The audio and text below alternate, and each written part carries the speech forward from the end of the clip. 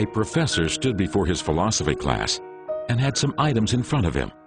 When the class began, he picked up a very large and empty jar and proceeded to fill it with golf balls.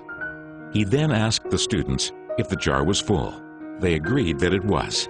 The professor then picked up a box of pebbles and poured them into the jar. He shook the jar lightly.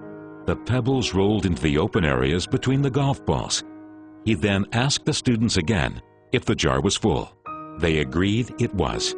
The professor next picked up a box of sand and poured it into the jar. The sand filled up everything else. He asked once more if the jar was full. The students responded with a unanimous yes.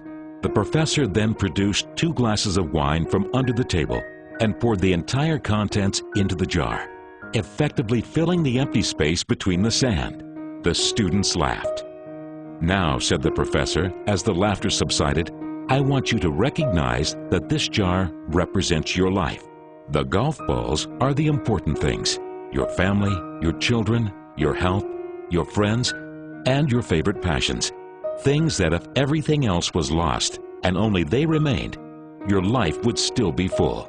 The pebbles are the other things that matter, like your job, your house, your important possessions, and the sand is everything else, the small stuff.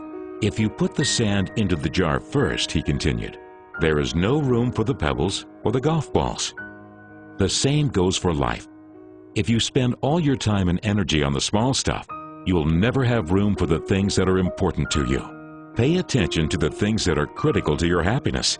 Take care of the golf balls first, the things that really matter. Set your priorities. The rest is just sand. One of the students raised her hand and inquired what the wine represented. The professor smiled. "I'm glad you asked.